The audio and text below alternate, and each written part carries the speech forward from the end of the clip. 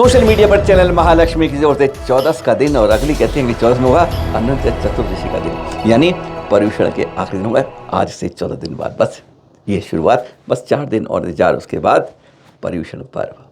पर आज बात कर रहे हैं आपसे, सुप्रीम कोर्ट ने आज कुत्तों के बारे में, आज कहते हैं जीवों के बारे में, आज सुप्रीम कोर्ट को फैसले देने पड़ते हैं। आज उसने क्या फैसला दिया आज वह बताएंगे। माधुरी का इंतजार कब तक है, तैयारी हो रही है उसके वापस आने की, वह बताएंगे। गुजरात हाई कोर्ट में चल रहा है गिरनार का केस, क्या हुआ था इस बार, क्या होना है अब, वह बताएंगे। इसके साथ ही कैसे एक जैन मृत्यु को अपने गले लगाता है, कारण समझ नहीं आता है, और एक जैन एक लड़की के चक्कर में आज सलाखों के पीछे है। शुरुआत करें आज की, चलिए शुरुआत करते हैं सीधा ललितपुर के उस युवा के साथ।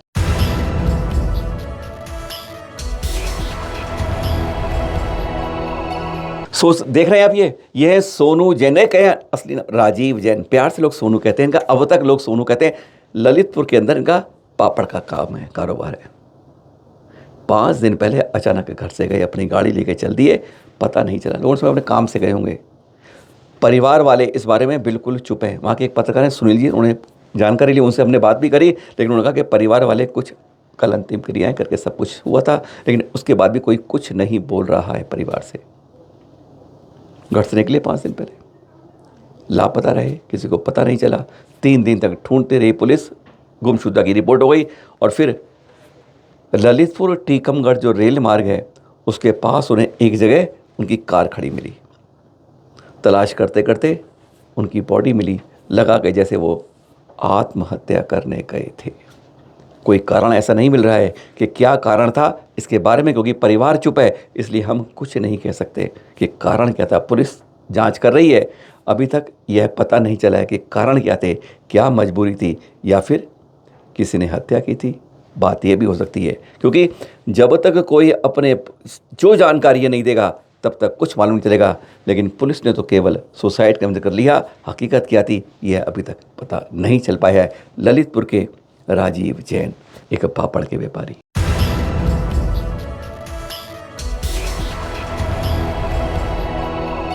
और अब एक रहस्यमयी, जिसका अभी भी खुलासा होना है, क्योंकि पुलिस पूछताछ कर रही है। अर्चना तिवारी, कटनी मध्य प्रदेश की रहने वाली, 29 साल की, मध्य प्रदेश हाई कोर्ट के अंदर इंदौर बेंच के अंदर प्रैक्टिस कर रही है और तैयारी कर रही है सिविल जज बनने के एग्ज़ाम की।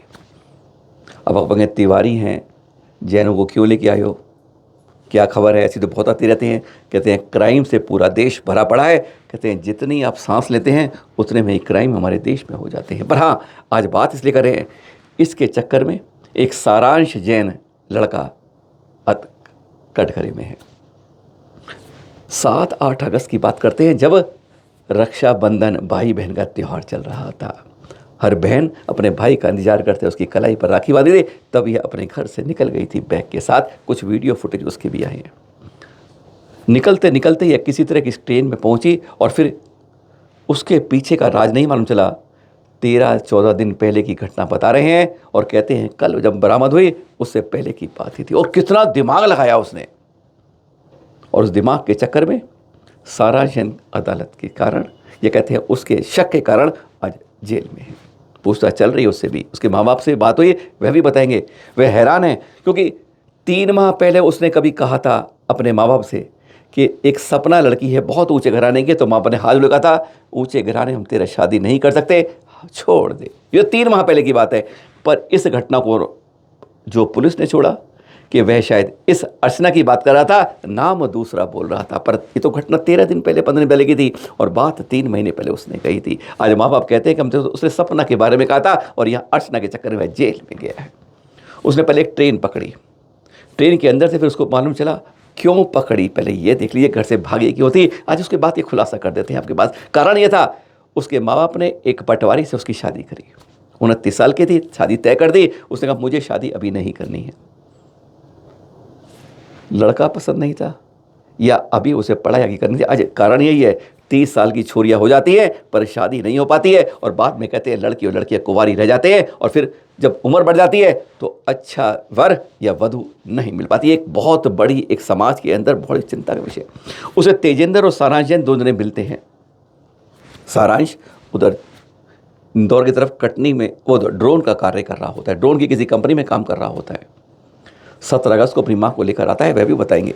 पर एक ट्रेन बदल के मालूम चलता है कि कहाँ पे उसको बदले कि वो कैमरे की फुटेज में नहीं आए। उसने तेजेंद्र जो थे और सारांश कह दिया तेजेंद्र से कि भाई मेरा मोबाइल ले और ये ले, एक तरफ कहीं निकाल दे और सिम निकाल के अलग कर दे, और पिताजी के नाम से एक सिम और अलग ले ले। गाड़ियाँ घूमते घूमते हुए कई जगह घूमे, लेकिन मालूम चला कि हवा फैल रही है, तो उन्होंने कहा अब यह मुश्किल हो सकता है। और ड्रोन का काम उसका सारांश की कंपनी का नेपाल में भी था। नेपाल चले गए, धीरे धीरे उस सिम से उसकी जगह मिलती गई। अब नेपाल में पुलिस कैसे पकड़े, उसे किसी तरह से लालच देकर लखीमपुर खीरी ने बॉर्डर पर बुलाया गया और उसे परसों पकड़ लिया गया। जो उसने कहानी बताई रहस्य में, किस तरह गाड़ियाँ पलटी, किस तरह से उसे मालूम था, यह तक देखा गया कि कहाँ कहाँ सीसीटीवी कैम लगे, जहाँ नहीं लगाए वहाँ से उसको अलग तरह से निकाला जा रहा था। कभी गाड़ी बदल के ले जा रहे थे, कभी कुछ लेके जगह जगह घूम रहे थे। लेकिन क्या सारांश और अर्चना में कोई बात थी? बस यही बात नहीं मालूम चली। शक के बिना पे सारांश को गिरफ्तार कर लिया गया। 18 को घर पे आया और पुलिस उसको पकड़ के ले गई। पूछताछ के बहाने अभी तक जेल में है। अर्चना तिवारी ने भी पकड़ के साफ कह दिया है, मेरा इससे कोई रिश्ता नहीं है, कोई प्रेम नहीं है। वह तो मैं उस समय उसके साथ, क्योंकि उसने मेरे साथ दिया था इसलिए मैं उसके साथ चली गई। पुलिस इस स्टोरी को इनकार कर रही है कि कैसी गजब की बात है, जबकि उनका जान पहचान या पहली बार जब वह अगली स्टेशन की तरफ जा रही थी तब उसने दोनों को देखकर वह बात पकड़ के साथ गई थी। कोई समझ नहीं पा रहा इस बहुत बड़ी गुत्थी को। अभी पुलिस भी सुलझाने में उलझती जा रही है, और जो अर्चना बोल रही है वह समझ के बाहर। हाँ, पहले इस सारांश के पिताजी और माता जी सोचिए, आज वह परेशान है, आवाज़ निकल नहीं रही है। उनका क्या कहना है, क्योंकि यह तब है जब वह थाने चला गया था, जेल चला गया था, और जब अर्चना तिवारी मिली नहीं थी तब माँ बाप से हुई थी बात। ये क्या कहा, सुने जरा। कई बार अपना कब आया था, 17 तारीख को इंदौर से आया हूँ मम्मी को लेके उसकी। क्या 17 तारीख को इंदौर से आया, 17 के बजे रुका, वो 18 के बजे रुका, 18 की शाम को उसको पुलिस ले गई यहाँ से। क्या कनेक्शन है इस लड़की का? इसने कभी पहले कुछ बताया था? इसने 1-2 बार बताया था कि कोई लड़की है, अब सपना नाम की, अर्चना तो हमने भी सुना, सपना नाम की कोई लड़की है, वो एडवोकेट है, बोले उससे मेरे परिचित है, तो मेरे कागज वागज डॉक्यूमेंट वगैरह बनवाना है, ये बारे में बताया था। फिर उसने एक आध बार बताया था मैं प्रेम एम करता हूँ आपसे, ऐसा है वैसा बताया था उसने। हमने इसका ध्यान में हमने मना कर दिया, भाई इस लफड़े में मत पड़ना, आप कोई भी काम गलत मत करना। इंदौर में क्या काम करता था? इंदौर में ड्रोन वाले काम से सब मिलने जुलने जाता था। आप कभी उस लड़की से मिले थे? कभी बात नहीं सर, मैंने उसका आज तक लड़के को कभी देखा ही नहीं। हाँ, मेरा उस लड़के को कभी देखा ही नहीं। मैंने न्यूज में भी उसको 4-5 दिन बाद देखा, वो भी खुल गई न्यूज, अपन देखते हैं ये, तो हमको उसको वहाँ जानकारी नहीं। और जब हमारा बच्चा वो हमको बता रहा कि हम यहाँ है, तो हम उससे कैसे शक करें? तो पुलिस ले गई, उसके पहले सारांश कहाँ गया था कुछ बताया था उसने? नहीं, यही तो घर 17 तारीख को सुजानपुर आया था, उसके पहले वो कहीं बाहर गया था कभी? इसके पहले वो है ना चेन्नई में था। 8-9 तारीख को चेन्नई में बता रहा था वो, 9 तारीख से 10 तारीख को हमारी बात हुई थी, तो मैंने मैं वहाँ जा रहा हूँ, तो हम सिर्फ इतने पूछते रहे हालचाल के, कहाँ है, कहाँ तक मैं आ जाऊँ, ऐसा बोला उसने मेरे से हमसे। हाँ, इसके अलावा फिर हमको कोई जानकारी, फोन पर बात होती थी क्या, थोड़ी देर बात होती थी, पापा बढ़िया हूँ सब है क्या। अब इससे ज्यादा हम क्या पूछेंगे, बच्चे से यही पूछ पाएंगे कि भाई कैसा है। वो ड्रोन का काम करता था, ड्रोन में फिर 17 तारीख को हम दोनों माँ बेटे साथ में ही आए इंदौर से। इससे पहले कहाँ गया था कुछ बताया था उसने? इसके पहले इंदौर गए थे, इंदौर से पहले वो 8-9 तारीख को कहाँ, चेन्नई, हैदराबाद, बस यही हमने फोन पे पूछा था, हमें यही बताया गया था। कभी किसी लड़की के बारे में कुछ बताया? हाँ, उसने बस 3-1 महीने पहले सपना एडवोकेट है, सब बताया था उसने कि वो लड़की में उससे कागज वागज के काम करवाता है। और फिर बताया कि मैं इस लड़की से मतलब प्रेम करता हूँ, मतलब चाहता। हमने उसको मना कर दिया सर कि हम ये इतने मतलब इससे बड़े परिवार से नहीं कर पाएंगे। उसके बाद उसने बोल भी दिया कि हाँ मम्मी वैसे नहीं। अब उसके बीच में क्या हुआ सर, हमें कुछ नहीं मालूम इस बारे में, हमें कुछ नहीं पता सर। पुलिस ने कुछ बताया जब ले गई यहाँ से? सर नहीं, कुछ नहीं बताया सर हमें। क्या बोल के ले गई पुलिस ने? कुछ कहा होगा नहीं गए तब? वो कॉल डिटेल निकली, हम इससे पूछताछ के लिए ले जा रहे हैं।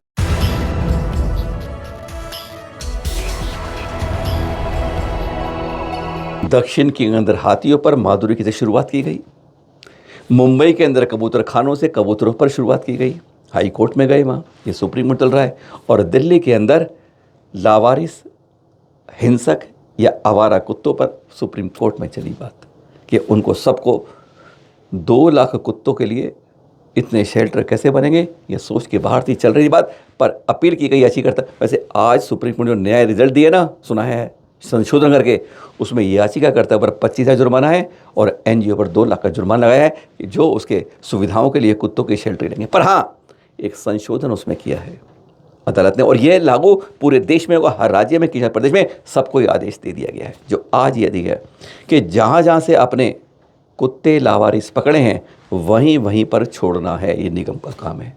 अब कैसे पहचानेंगे, कहाँ से पकड़ेंगे, उसकी बात है। पर हाँ, जो हिंसक हैं, ऐसे कुत्ते या जो बीमार हैं, उनको ही केवल शेल्टर होम में ही रखा जाएगा, कुत्तों के शेल्टर होम बनाकर। यह कर दिया साहब। यानी जो बाकी ऐसे कुत्ते हैं उन सबको निगम को अपनी अपनी वही जगह छोड़ना है जहाँ से उन्हें। पर हाँ, उन सब के अंदर एंटी रेबीज़ का टीका और नसबंदी का टीका लगाया जाए, यह भी कह दिया है।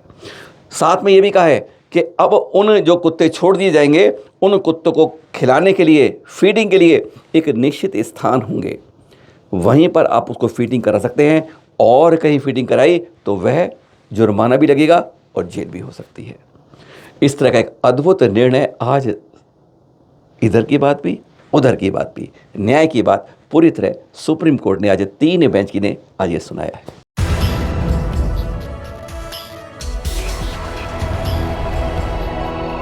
अब आप सोचेंगे कुत्तों के बारे में बता दिया, माधुरी के बारे में तो बताया नहीं, जिसके लिए लाखों लोग आए थे। हाँ, सोमवार को 25 तारीख को उसकी सुप्रीम कोर्ट में सुनवाई है और उम्मीद है शायद ये इस बार आप लोगों के हित में निर्णय आ जाएगा, यानी माधुरी वापस मठ में नंदनी वाली। पर ये क्यों कह रहे हैं हम, ये देख रहे हैं आप, ये फोटो आपको पहचान दे रही है। जो स्वामी जी हैं, भट्टारक स्वामी जी देख रहे हैं आप, ये साथ में वन तारा के पर्यवेक्षक भी हैं। वह ये देख रहे हैं कि कहाँ पर उसकी सुविधा के लिए क्या क्या करना है, वह सब निर्देश दे रहे हैं। यानी भूमि तैयार हो रही है। वनतारा जो है शायद सुप्रीम कोर्ट में यह पक्ष लेकर कि उसे छोड़कर यहाँ पर सुविधा दी गई हैं, राज्य सरकार भी कर रही है। उम्मीद यही है कि इस सोमवार को एक खुशी की खबर आएगी सुप्रीम कोर्ट से। फिर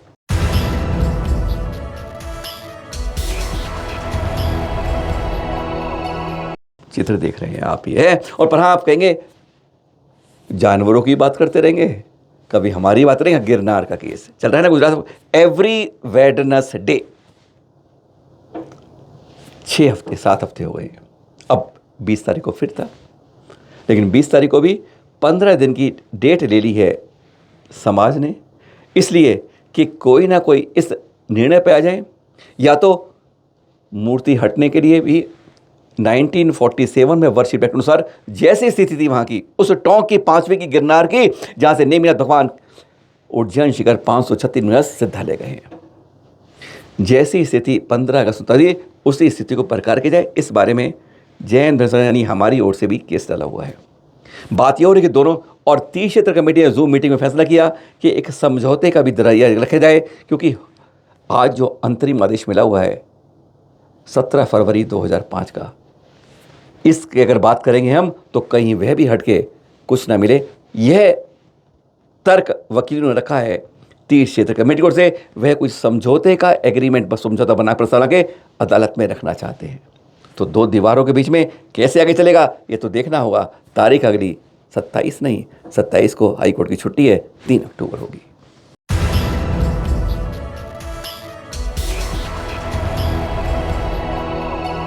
ये चित्र देख रहे हैं आप भोपाल से, जहां गुरुवर मुनिषी प्रमाण सागर जी का वर्षा चला। मान देख रहे हैं, ये मुनि संतान सागर जी देख रहे हैं आप। वेदी के हमने ध्यान मुद्रा सुबह 5 बजे से लगातार चलते चलते आप जब मर्जी खींचिए, फोटो खींचिए, कैसे खींचिए, यही मूर्ति आपकी प्रतिमा योग के अंदर ध्यान में दिखेगी। नहीं हिले अगली सुबह 5 बजे तक। और ये ऐसा यहाँ नहीं है, पहली बार नहीं कर रहे हैं, इससे पहले कई जगह पर कभी 24 घंटे, 36 घंटे, 48 घंटे, 72 घंटे तक इसी तरह करते रहे। और यहाँ तो कहते हैं उनको और सौभाग्य मिल गया है। कारण सोमवार को गुरुवार प्रमाण सागर जी रखते हैं उपवास, और उस दिन शंका समाधान नहीं होता है। बस इन्हें मौका मिल जाता है और उस दिन सोमवार को इसी तरह से जैसे इस बार बैठे हैं बैठ जाते हैं। यह है दिगंबर संतों की पराकाष्ठा, तप त्याग की, प्रतिमा योग धारण करके इस तरह ध्यान होने की। गजब की है, नमन है बारंबार। और यही कहते हैं दिगंबर संतों का तप त्याग है मजबूत आधार।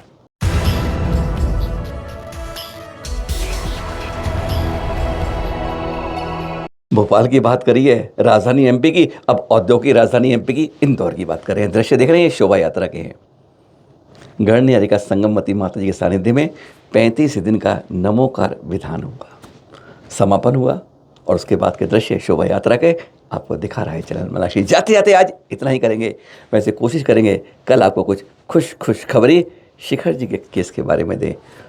विले पार्ले में मंदिर टेम्परेरी से स्थायी होगा, लोग कहते हैं हम वैसे ही कर रहे हैं। कल हम कोशिश करेंगे सुप्रीम कोर्ट का जजमेंट भी आपके पास लाएं। फिर मिलेंगे आपके पास कुछ ऐसी खबरों के साथ जो कहीं नहीं मिलती, और आप इंतजार करते हैं सादर जजनी इंद्र के साथ।